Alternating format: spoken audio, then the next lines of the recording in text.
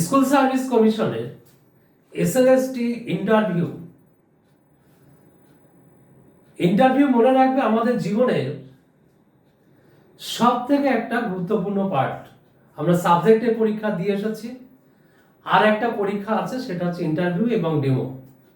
এই দুটো বিষয় কিন্তু আমাদের কাছে সব থেকে ভাইটাল, কারণ আমরা আগে যেটা দিয়েছি সেটা রিটেন, সেটা ক্লাসে বসে পরীক্ষা দিয়েছি, গোল করেছি, নিজের মতো পড়েছি, কোনো সমস্যা হয়নি। কিন্তু মনে রাখবে ইন্টারভিউ দিতে হবে আমাদের সরাসরি ফেস টু ফেস। 3জন বা 4জন স্যার ম্যাম থাকবেন, তাদের সামনে আমাদের এই পরীক্ষাটা দিতে হবে। তাদের কিছু প্রশ্নের, মৌখিক প্রশ্নের উত্তর আমাদের দিতে হবে। সেই প্রশ্নের উত্তরগুলো কেমন হওয়া উচিত, এটা সকলেরই একটা জিজ্ঞাসা আমার কাছে। দেখো, আমি বলি উত্তরগুলো তোমরা বুঝাবে 2 থেকে 3 লাইন, একদম সংক্ষিপ্ত। ভাষাগুলো ঠিক করে নেবে আগে থেকে, তাহলে দেখবে তোমার উত্তরটা খুব সুন্দর হবে এবং গোছানো হবে, খুব ভালো হবে। তাহলে তোমার ইন্টারভিউ পরীক্ষাটা ভালো হবে, নাম্বারটা ভালো আসবে।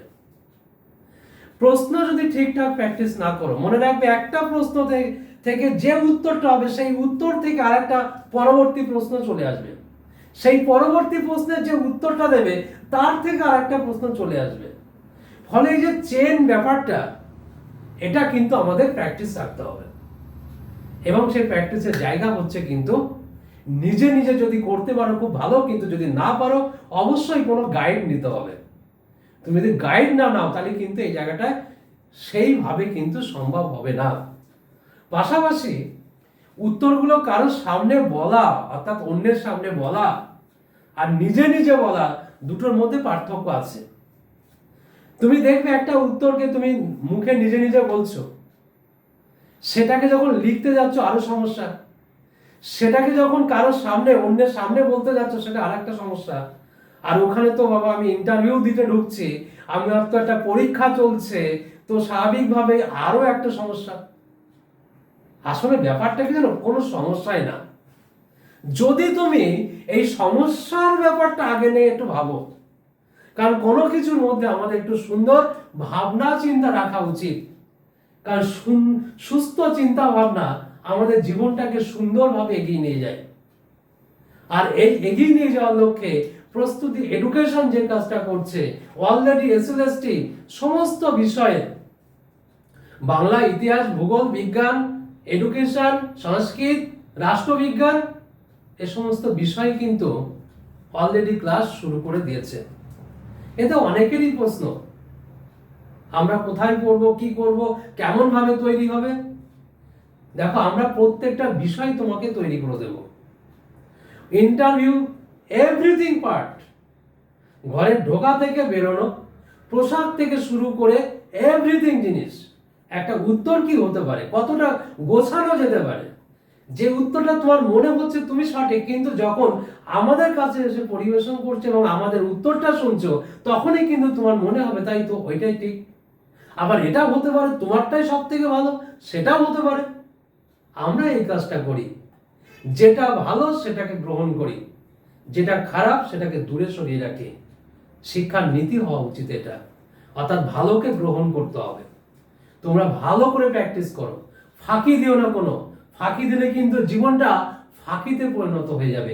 আর একটুখানি পথ, চলো এগিয়ে যাই আমরা, ভালো করে পড়াশোনা করি, যার যেখানে সুবিধা সেখানে প্র্যাকটিস করো। ইন্টারভিউ সবসময় মনে রাখবে অফলাইন মোডে কিন্তু সব থেকে ভালো হবে, সামনাসামনি প্র্যাকটিস করো। আমাদের অনলাইন ব্যবস্থাও আছে, অনেকেই অনেক দূর দূর থেকে অ্যাডমিশন নিয়ে ফেলেছে অলরেডি। মালদা, দিনাজপুর, শিলিগুড়ি, এদিকে মেদিনীপুর, বীরভূম, বাঁকুড়া, পুরুলিয়া ইত্যাদি। তাদের পক্ষে তো আর নদিয়া ডিস্ট্রিক্টে চাকদাতে আসা সম্ভব না। তাই তাদের কথা ভাবনা চিন্তা করে, তাদের অনেক অনুরোধে আমরা অনলাইন ব্যবস্থা করেছি, এবং অনলাইন ব্যবস্থাতে সমস্ত কিছু রেডি হয়ে যাবে।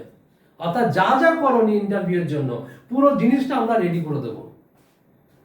শুধু ডেমোটা একটু প্রবলেম হবে, তারপরেও আমরা একটা বিশেষ পদ্ধতির মাধ্যমে ডেমো ক্লাসটাও কিন্তু অনলাইনে সেটা রেডি করে দিতে পারবো বলে বিশ্বাস।